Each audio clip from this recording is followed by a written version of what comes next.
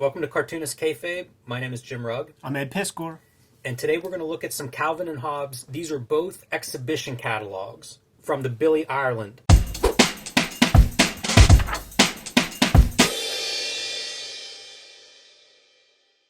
The very first one is on the left here. This is from a show in 2001, and it features all Sunday pages.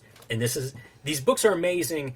They're as close as we have to Calvin and Hobbes artist editions for now. Everybody out there, or whoever has control over this, Mr. Watterson, please do make an artist edition of Calvin and Hobbes. But until then, these both reproduce Calvin and Hobbes artwork in 4-color from the originals. And worth saying that if you visit the Billy Ireland, they have in their archives basically almost the entire library of Bill Watterson's original artwork. If you ever get the grand tour and you could just look around, just look for the shelves that look like Clive Barker freaking Cenobite bondage. Exactly. Because it was his mandate to have these things literally under lock and key, and they went hardcore with it with chains and all sorts of bondage equipment. And we should say a few of the pieces are on permanent display at the Billy Ireland. So even if you don't have the behind-the-scenes tour, you can always see some Bill Watterson originals at the Billy Ireland. And like I said, both of these exhibitions come from the Billy Ireland. So this one was, I think, 2014 or 2015 when they opened up their new state-of-the-art facility. The show was a Calvin and Hobbes show, a little bit more retrospective-like. He was not comfortable doing the retrospective at this time, and so it focuses on Sunday pages. This is more all-encompassing. So we're just going to flip through a couple of these and take a look at what's inside.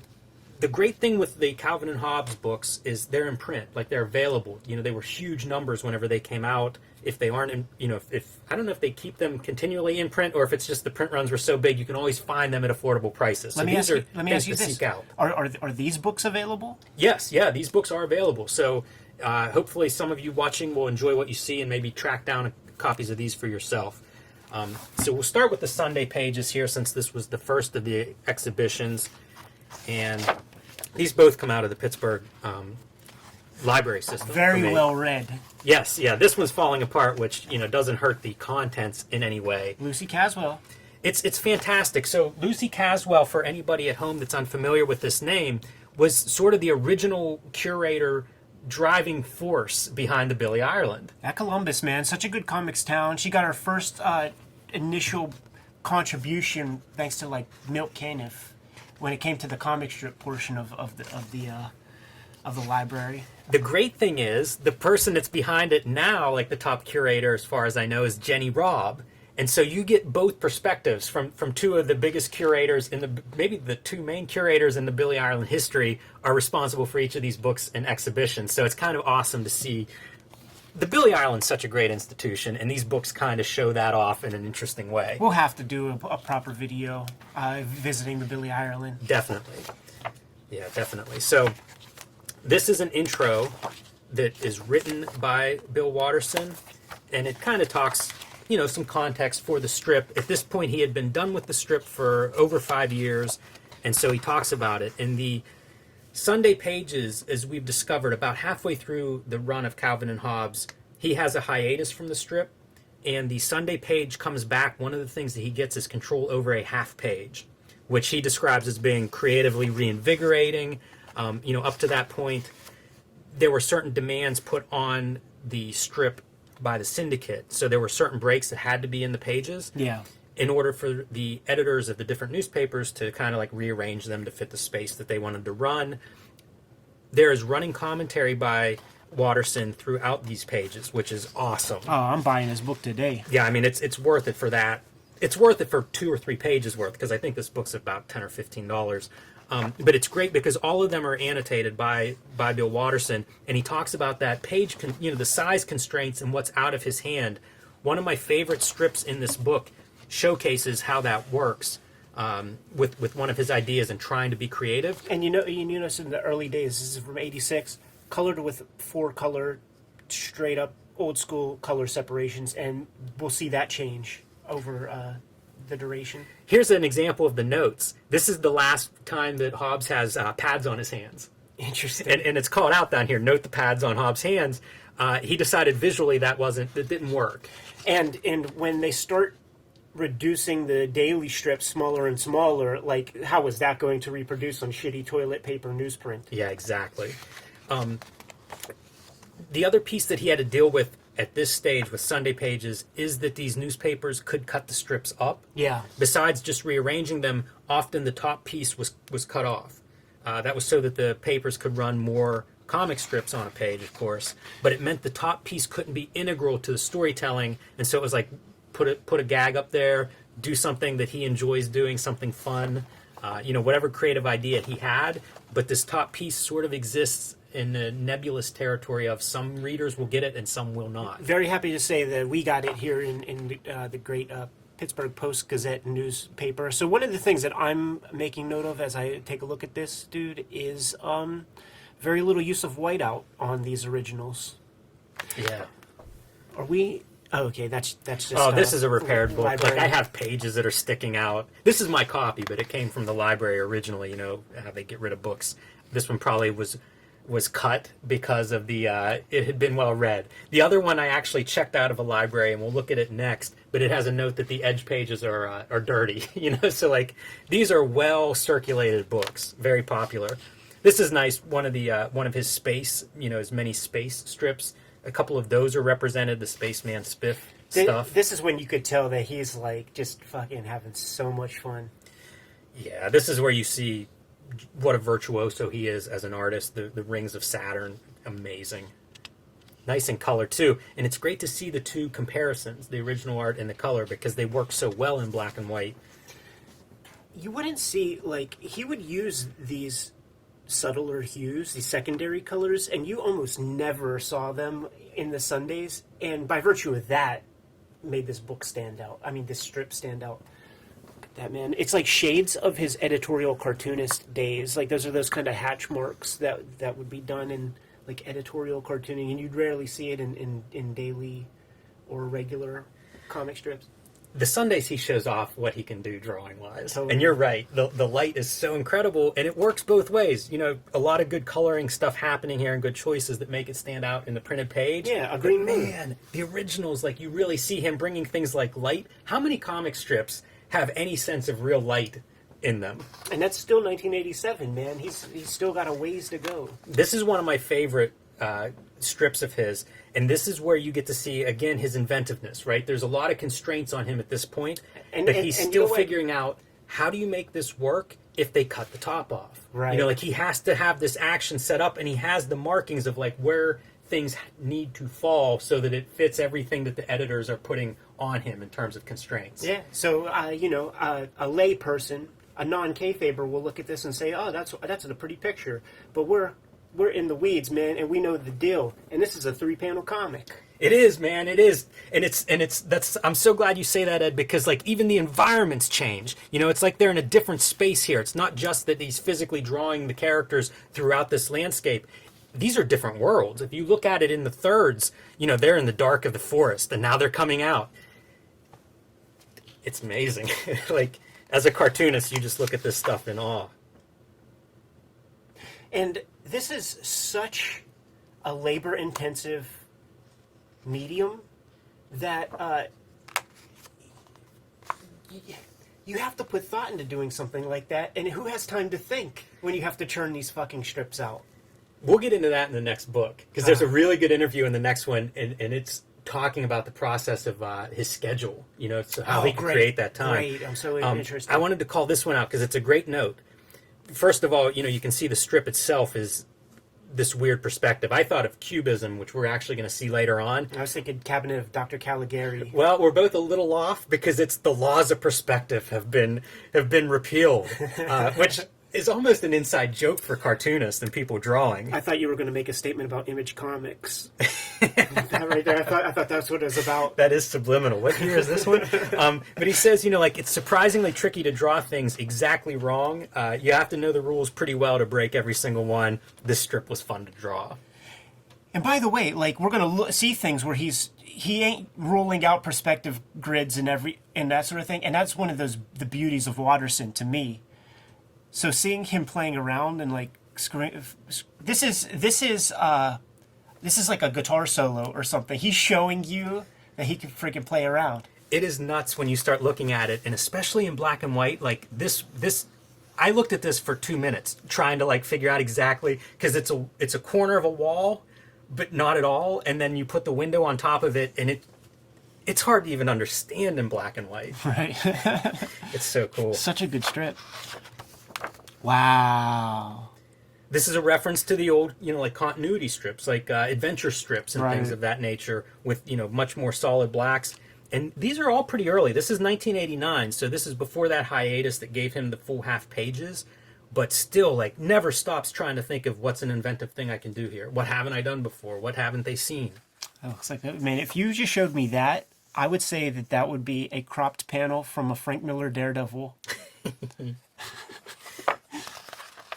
It's such a good strip, too. It's those two playing house. Yes. Again, how much... You go from this to this one. This is a month later or so, and it's completely different approach visually. Yeah, amazing panel borders and stuff.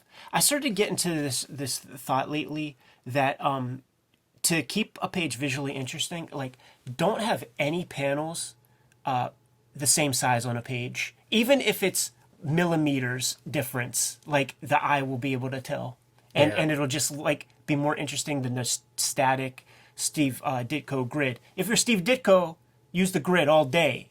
But if you want to inject a little life, man, play around with things. Have some open panels. Yeah, for sure. You see some of his frustration down here. Like, one of his notes is that the visual, once the strip was restacked in some papers, the visual rhythm would go out of whack with open panels and things like that. As good as it looks here, if you were to restructure this, it starts to get out of your hand. It's hard to do it so that it works in all of the different configurations, especially with things like open panels and different sizes. Yeah, just don't look, Bill. Just keep doing your thing, man.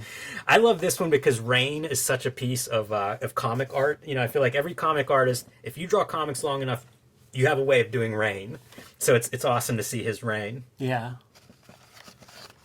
Just a, like you said, a virtuoso with the pen and ink and brush, I should say. And this is the Cubist art reference that I had mentioned earlier. This is a fun panel, too. He finds a way to use that device within the narrative. It'd be one thing, and a lot of artists probably do this. They go, oh, that's a fun visual idea. I'll just throw that in. But it fits because it's about the different perspectives that people have, and him realizing, like, that's no good for him. He has one way that it works. Arguing with his dad, and not wanting to see that the other take on whatever idea he has.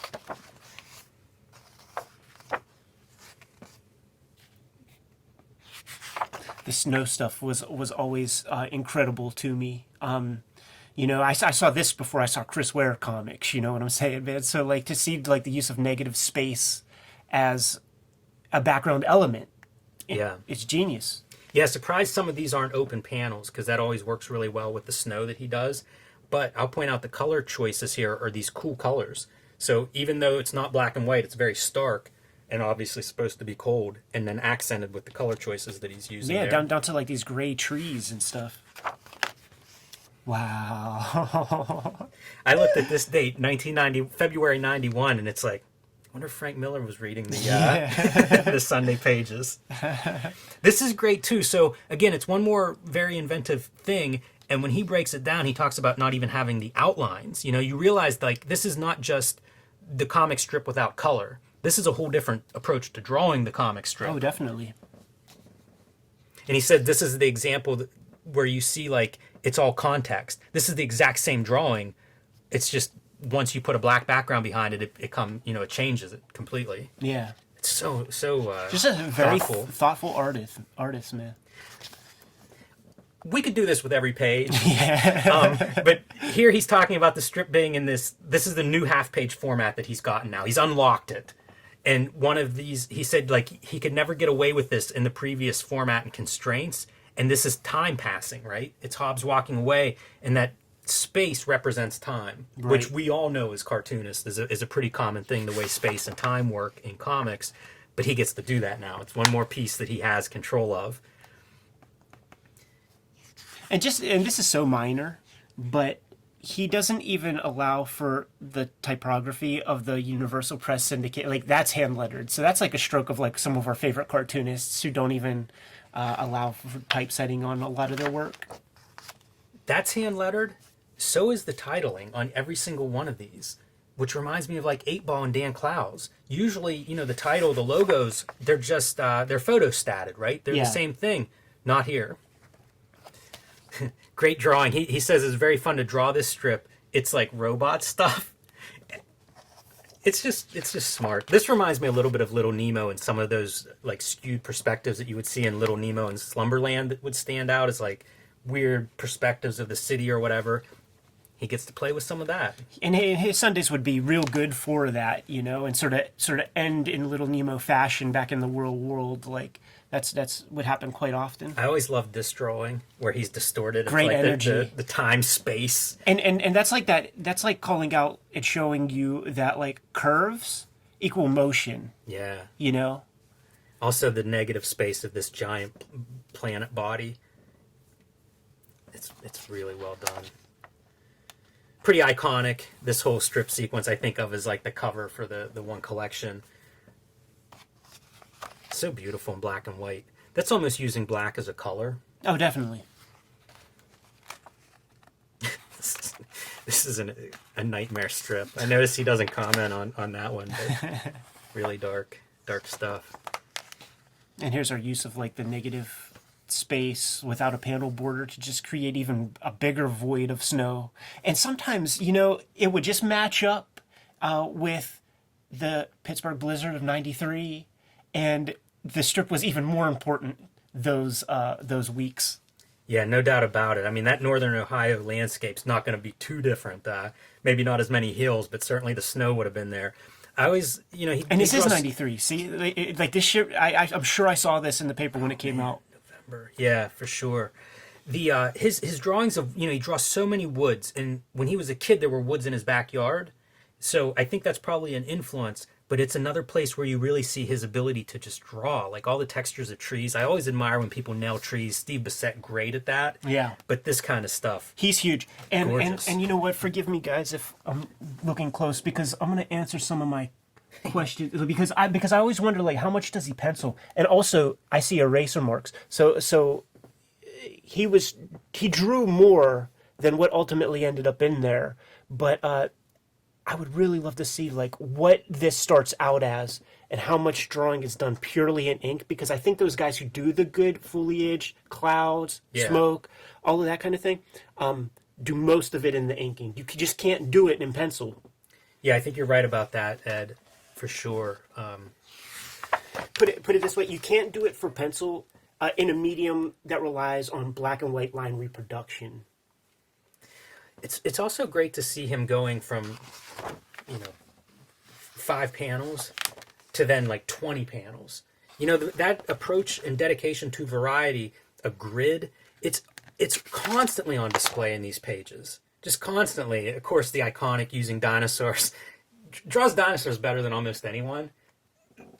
Should have been a dinosaur strip, maybe. Like, I hate to say a waste of a great talent, but man, he can draw good dinosaurs. This would have been, if I were a kid, it would have been like my favorite comic ever for that reason. Nice negative space using the black behind to separate the top and bottom tiers, to kind of delineate the day. This is him away from home. It's perfect, man. There's another example of that foliage that's so well done. Trees made with negative space, and I guess the black would be negative space, I guess.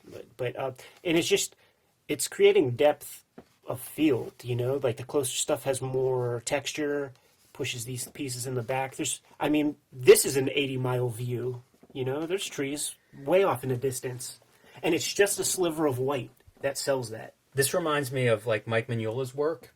Hopefully we'll take a look at some of his black and white work in the near future, because he's really exceptional in my mind of creating that depth with just 2 colors. This is as good as any of that. You know, it's a perfect example. The other piece for this page is the skewed angles. You know, like look at how 80 degrees or something this is turned from what would be like a horizon line to what they are going down the cliff at this point. Like, it's so dynamic. It's just so dynamic. And as you can see, like I probably need to seek out one of the new copies of this book. But what are you gonna do, man? There it is, man. The final strip. The final strip. I'll never forget this, and I'm telling you, like I was even a little emotional because this was a little bit of a refuge, man. Just like a couple seconds of happiness, man. A couple seconds of joy every day, and knowing the impending finale because this was called out maybe years in advance, and just kind of like enjoying it with that in mind, knowing that its time was going to be up eventually. Perfect final strip, man. It really is. And we mentioned color several times flipping through this, Ed. He calls that out, that typically the panel borders, he would color panel borders, word balloons, et cetera, et cetera. In this strip, it's just the characters are the only thing colored. It's such an amazing climax. So perfect. The snow on that bush is incredible. It reminds me of another, Midwest guy, Milt Caniff, in his chiaroscuro ink style, would be able to capture that really, really well. I wonder if Watterson ever heard of him. Yeah. It is. It's beautiful. As you say, we were talking about some of the previous foliage and woods. Sometimes guys can do one good version of it. Seasons. Like it looks totally different in the winter, and he nails that part equally well. So this is a good one. This is definitely a book that I have read to pieces and will continue to revisit. This is a new one for me. So this is the Exploring Calvin and Hobbes. It's also an exhibition catalog from 2014, 2015. This is one I actually checked out of the library. I don't own it yet. This was new to me. I was looking up something research for this and came across this book and thought I would give it a shot. This is a fantastic book. Again, the best thing we have until we get that artist edition. Right. But this is amazing, and it's a variety of work that we're going to flip through in here. But the watercolors, Ed, you've talked about the watercolors and his skills as a watercolor artist. They're on such display, man. He's so great at that. Yeah, that was like I collected the strips, I cut them out, put them in scrapbooks, but I would still grab the collections just for that extra 2-3 pages of watercolored work. So we see some tools here, and I think we're going to get another better shot of the tools. This is from the exhibition itself, so you see kind of the setup and presentation. We'll get into the tools a little bit more in detail as we go along. This is just some of the setup. This is the intro by Jenny Robb, who we mentioned at the beginning is the current curator at the Billy Ireland. She interviews Watterson, and this is where he breaks down some of the stuff, the nuts and bolts, the scheduling things, which was an issue, and he worked closely with his wife to kind of help manage the schedule because that was something that really he struggled with. And I think probably a lot of cartoonists, and especially perfectionists, are going to struggle with. And so he would write the strip for 3 weeks and then draw all of it in the 4 weeks. He could do like 5 or 6 panels a day in terms of the inking, but working out the writing. And the writing included sketching. It wasn't like a script or whatever. Yeah.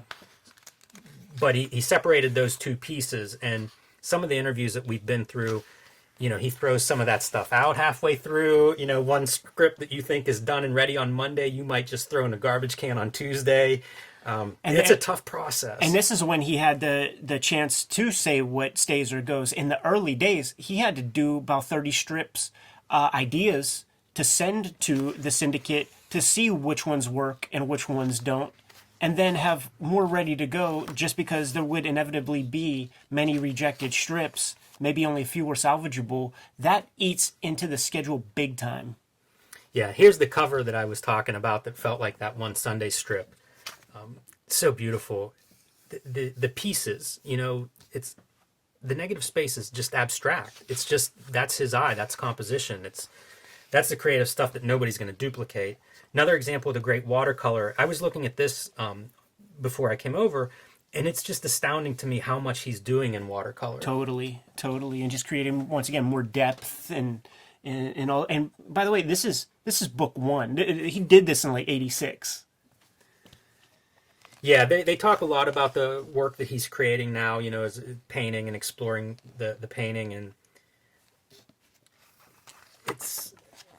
it's clear his mind is working that way from the beginning. Right. It's just constantly that almost thirst for the visual variety and expression. It's always on display. Like this is a cityscape, And they talk a little bit about that, architecture not being his favorite thing to draw. Man, you wouldn't know it from whenever he does deviate from the woods and goes into a city or a road trip or something, although that's absolutely breathtaking. Yeah, great use of color, that bright red amongst all those secondary, like more subtle hues. Yeah, and also line work. Look how Yeah. thick and heavy like the foreground line work is compared to these backgrounds. It's using every part of the buffalo and getting the most out of it. So this is a great book because it's not just his work, but it also pulls out some of the artists that he is influenced by with his words about, you know, what those artists represent to him, what those strips represent. This is fun because Milt Caniff's collection, like this is Bill Watterson spending much time at the archives pulling stuff out of the flat files, going through things and fine tuning and curating like the perfect statement about like what went into influencing his work. This is an amazing document, man. It's a great book. This is you know, more in line with the retrospective than the Sunday pages. I love those Sunday pages, and again, they're annotated. But this is an incredible book. Like, it really does survey what he did and how he did it. Alex Raymond, it's interesting to see his perspective on a cartoonist like Alex Raymond, somebody I wouldn't... I guess the Spaceman Spiff stuff, you know, there are some clear references there, but not someone I think of Not at the top of first. your head. This, yes, you know, and then when he shows this one, and you see the interesting panel dynamics and use of negative space. Also very clear and articulate in what he's drawing out. He talks about the bold graphic design of Harriman's work, which, you know, even finding the right page to kind of highlight that, although it's highlighted on many of the Crazy Cat pages, but nevertheless. His background as an editorial cartoonist and a couple of examples.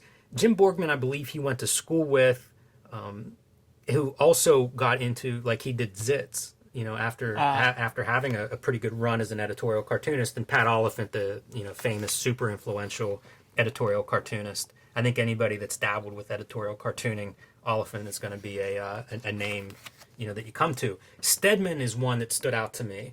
And then it makes sense. I see it here, and then I'm like, why not? Of course. Right, yeah. Stedman's a guy we should do a dive on at some point. Even just the piece that he chose to show here, you could talk about that for 2 hours. Yeah. He is an amazing artist for a million reasons, and I love to think that a guy like Watterson looks at him. You know, that's part of the pool of influences that he's drawing from. 1986. This would have been an editorial cartoon by Watterson in 1986. Little muckraking going on there. So again, this is great as a book because you are getting to see some of the, you know, a wider range of his work than maybe you typically see or think of. Early comic strip proposals. How about that? That's awesome. When we did the Comics Journal interview, we talked about how he had several development deals. Some things were rejected. He said, thankfully. And I wanted to see what those works were. Here we go. This is his a submission letter. Very Walt Kelly, you know, funny animal strip. This is Marvin, predating Calvin, but eyes covered with the hair. You know, the early designs that we see of Calvin have that hair over the eyes feature, something that he changes before it ultimately gets to print, but made it pretty far along. This is, I don't know if this is a piece that is visible in the permanent collection, but I think I definitely saw this as part of some exhibition at the Billy Ireland, and I think the way that they did it was they had this, then they had the final strip to show you the entire breadth. That's you know, a great great presentation. Yeah, that would be a wonderful way to do it. You see a little bit more, I think, of the Stedman in some of the lettering here, and in the strip. Once you're looking for it, I think you can find little bits of it. The wagon's always great. Yeah. You know, it's just always, it's the perfect... When I think of Street Angel, like the movement and motion and speed of Calvin and Hobbes is probably the thing that I would take most from Calvin and Hobbes. It's just that sense of like dynamic, like always in motion. And it, you know, progresses, it goes through the launch. Here's the tool. Okay, so here's the more in-depth tool piece. And this is shocking, Ed. Yes, I see it already. Now go ahead. Number 5, this is what we all know as an Ames lettering guide. He doesn't even know what this is called. It's so interesting, the notes he has on the drawing tools that he uses. You know, he's not that particular. Like the crow quill pen, He just uses whatever he finds. I use any nib that would fit the plastic holder. Yeah. Now, you know what, man? This feels kayfabe to me. You think he's keeping the secret of the pen nibs? I'm not, but I think he's playing ditzy right here. It's interesting because, like Charles Schultz, a big influence on him, obviously cites him everywhere you see him talk. Schultz famously buying all the pen nibs that he liked when he heard the manufacturer was not making them anymore, and he bought enough to last the rest of his life. So definitely a different approach, in terms of that. He does single out the sable hair brush, which is funny because this just came up in conversation. I'm not a big tool person in that I think draw with whatever you draw with, whatever makes the mark you want to make, with the one exception being sable hair brushes are different than other brushes. If you want to ink with a brush and have control, the sable hair brush is important. So I was happy to see him at least call that piece of it out. Yeah. The book is really well arranged. This is a section on characters. There's another section that gets into like themes. So considers Calvin and Hobbes as separate characters, and then also the relationship together as a sort of as a unit. It's a different dynamic when they're together. It's such a great strip where the house is just destroyed by Calvin. There's so much fun in these strips. Of course, his parents get some time to shine. Look at these interesting textures. You don't see that much, man. He probably saw how that reproduced and was like, eh. Yeah, maybe don't go back to that one. A little bit of dot gain on that one, but still always pushing it. You see the different, they switch couches. Probably destroyed that couch in a different strip. Snow's always the great texture. And then your small supporting cast. This is a different version of Snow than you see in a lot of cartoonists. Mm-hmm.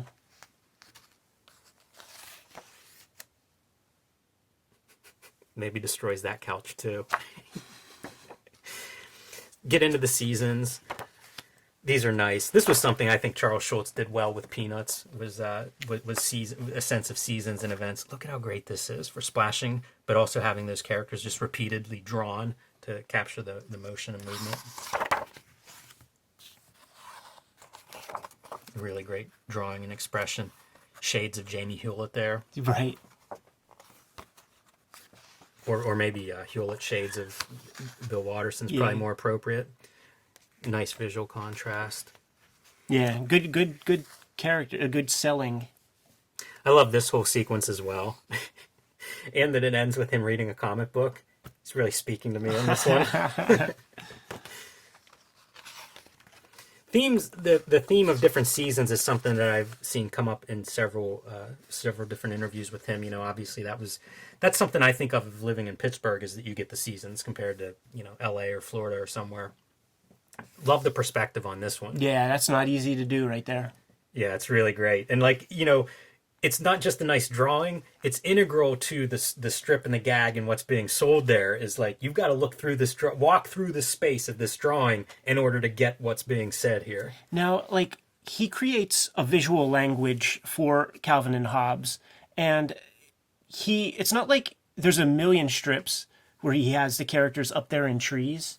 So I always love when, you have to figure out what leaves look like at close to the quote-unquote camera. And you have to agonize, what works for this world. And he sells it great, man.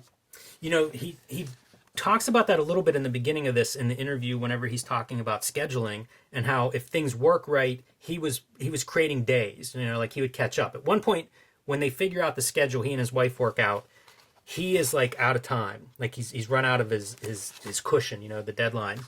And it takes him half a year to build that back up using this new schedule. But that allows him for indulgences and things like the Sunday pages that would take longer, where you are exploring how do you make those leaves? Right. What does the leaf look? I can draw the leaves in the distance, but what do they look like close up? Yeah, I've done it a million times at this scale, but now I'm up there with them, and it's got to read truthfully to the spirit of what we've established. Here's something else they do. How do you draw these characters in a slightly weird perspective? Well said. Because that camera's up above them, so you can really see at Calvin's head. This is not the front 3/4 side profile shot of either of these characters. That is impossible. Yeah. And just that running clock, like you could see why the regular strips are just these stamped fucking characters and stuff, because, you do have a clock. Like, it could keep you up at night.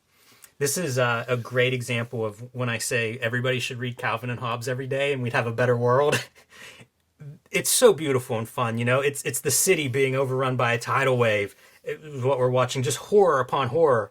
And then we cut to the reality of him building his sandcastles next to the water, and the parents just, why would he build it there? But this is why. This is the beauty of why. It's so well done. And there's your watercolors, Ed. Man, they're sprinkled throughout, and they are just Yeah. beautiful pages. And this feels like a Peanuts homage, right? Right. And in interviews, and he talked about, like, I had no facility for capital A art or tools. I had no access. I had no interest. I was into cartoons my whole life. Gets the gig and starts pushing himself, playing with different methods and materials.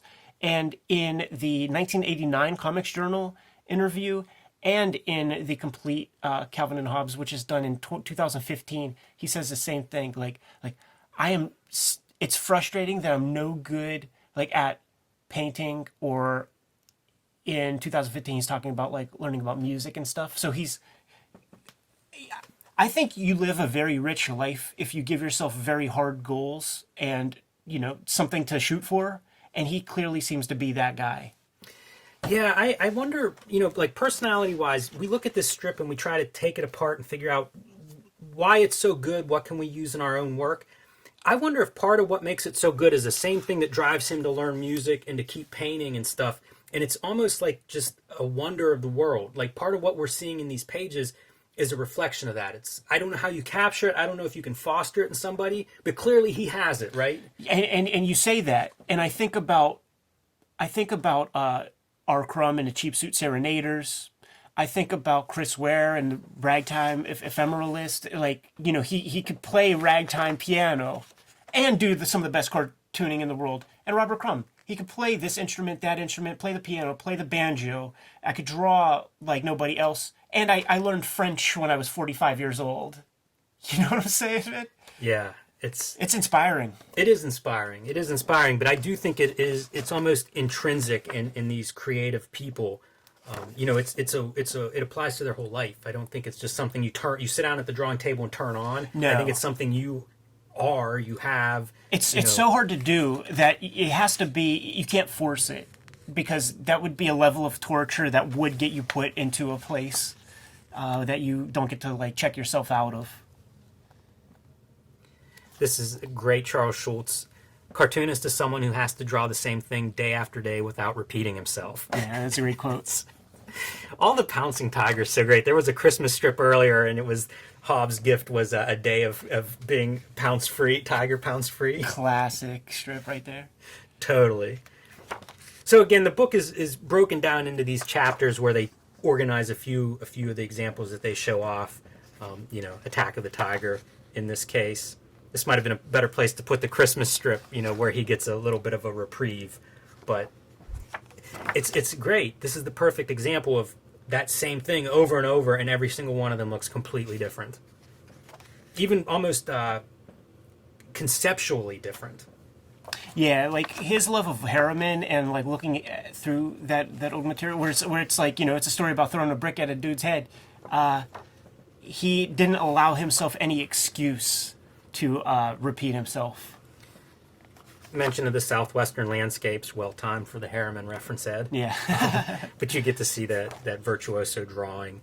Some of his painting that he's doing. This is 1995, so this would have been maybe the things that he did right after he wraps up the strip.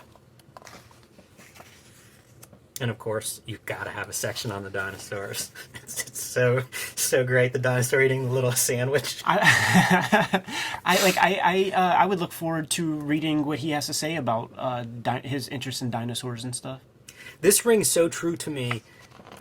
I loved dinosaurs as a kid. Some of my childhood drawings are of dinosaurs. Going to the museum and seeing them was such a rich piece of it. And so I often think every boy loves dinosaurs or something, and maybe a lot of us do. I don't know, but it's definitely something that's on display in Watterson's work. And then storytelling. This is talking about the longer storylines that he would do that would alternate with some of the one-page strips. And so inventive, the transmogrifier of him being able to turn into anything, and also a perfect expression of like the conceit of this strip, the idea of his imagination versus the way the rest of the world sees, what he's imagining. Meaning of life. Interesting that there are no pencil facsimiles or anything like any old doodles or anything. So it makes me feel like he does a lot of the work purely in ink.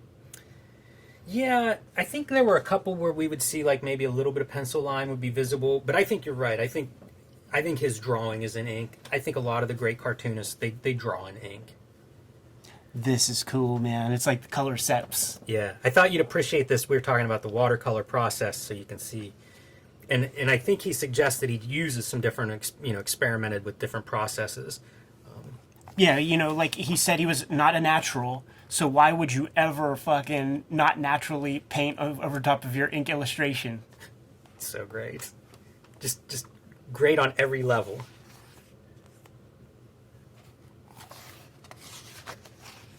And then a few of the Sundays.